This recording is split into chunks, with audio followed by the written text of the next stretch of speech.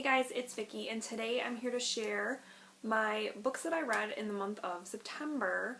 And I read 7 books this month, which I think is a record for me for the year, for a number of books read in one month, so that's pretty exciting. So yeah, let's get into the books.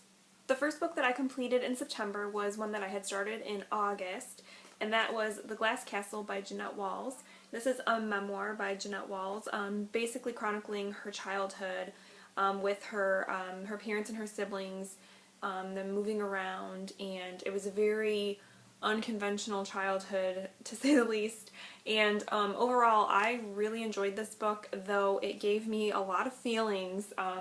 Her parents in particular were not perfect parents by any means. Her father was an alcoholic, and her mother just never had that like maternal instinct. She just, in my opinion, she was very, very selfish, and she was kind of infuriating actually throughout the book.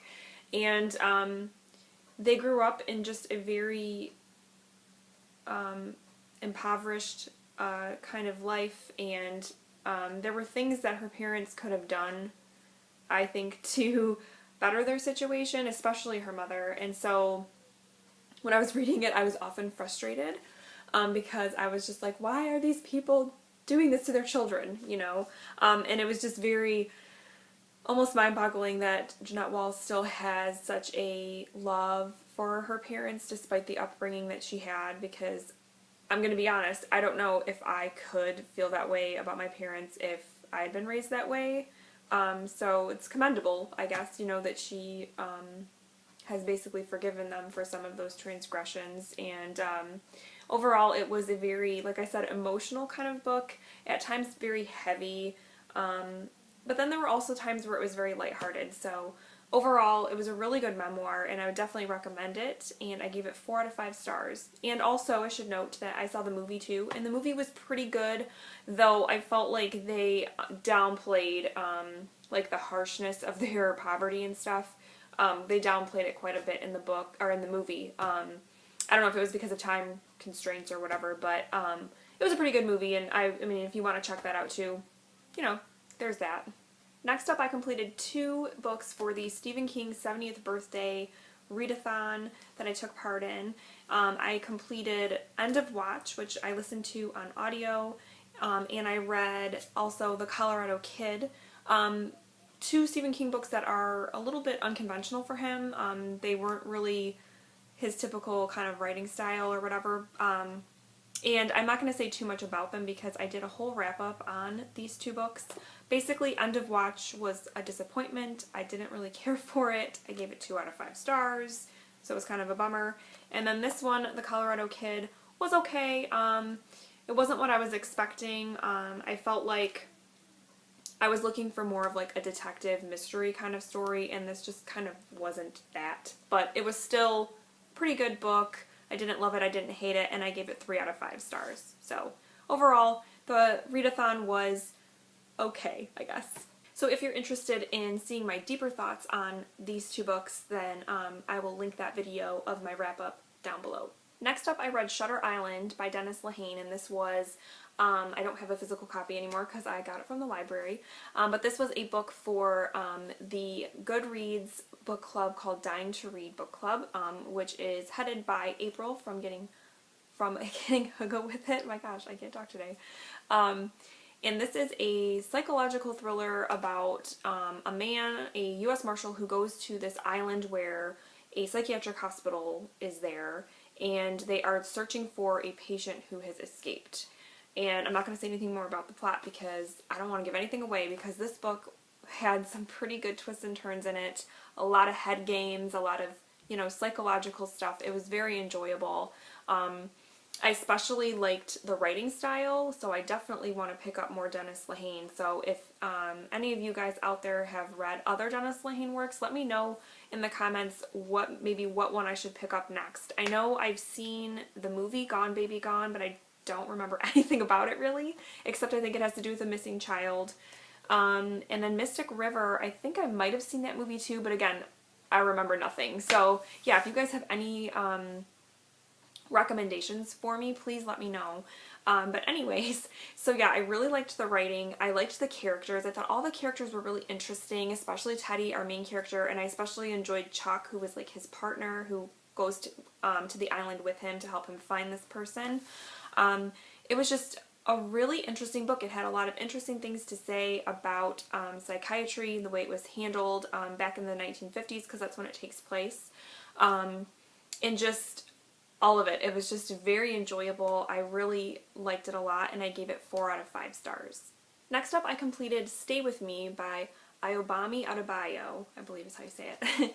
And this book was probably my favorite book that I read this month. I also did a full book review of this book, so I will also link that video down below because I get into more of my deep thoughts in that video. But it's about a couple that are struggling to have a child, and as is their custom in Nigeria, they take on a second wife in the hopes of having a baby.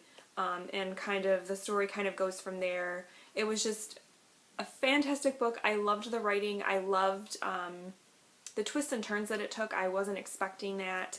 And it was just, all in all, just a really heart-wrenching, just awesome read. I can't gush about it enough, and I gave it 5 out of 5 stars. So yeah, if you haven't checked out Stay With Me, check it out because it's a good one.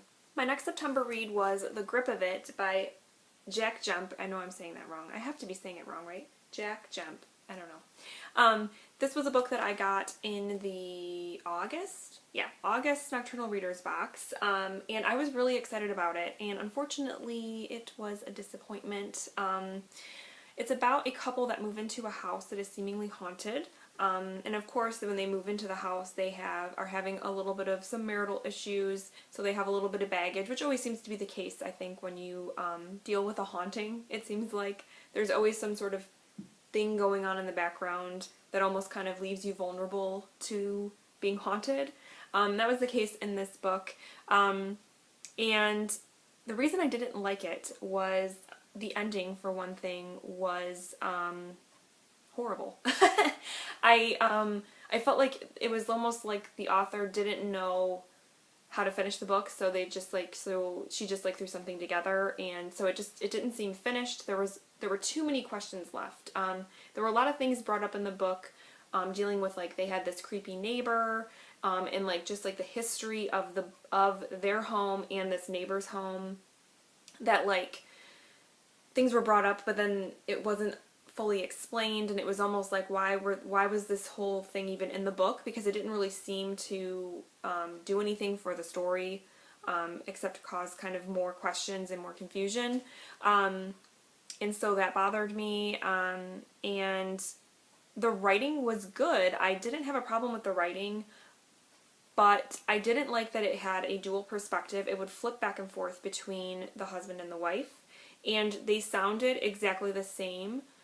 Their voices were the same, so I was often confused as to who was doing the talking.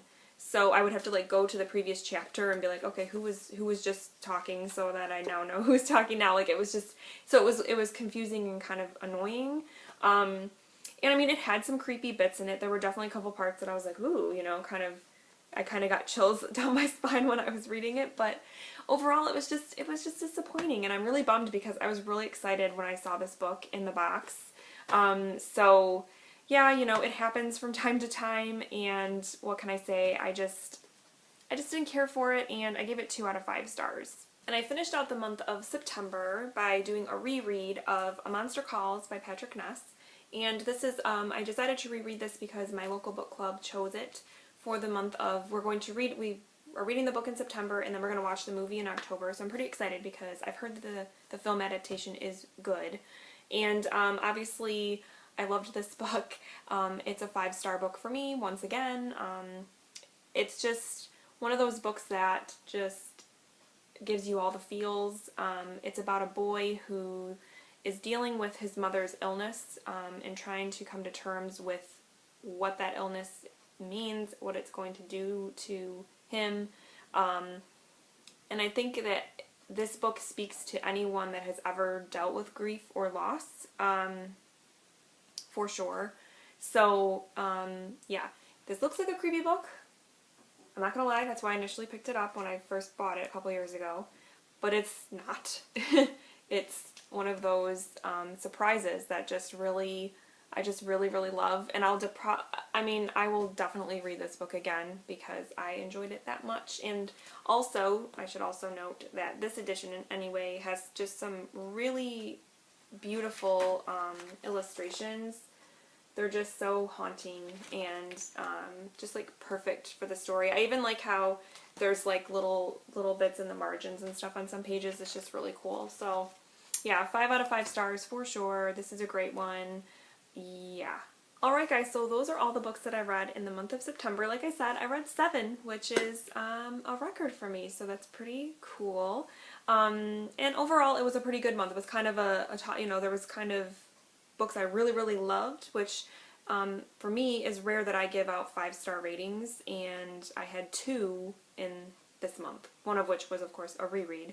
But yeah, and then I had like a couple of 2-star books too, so it's like it was just one of those months. So hey, reading life, that's the way it goes, right? So but anyways, please let me know in the comments what you read in the month of September, what your favorites were, what ones you didn't like, all of it. I want to hear all about your reading month, so please let me know in the comments.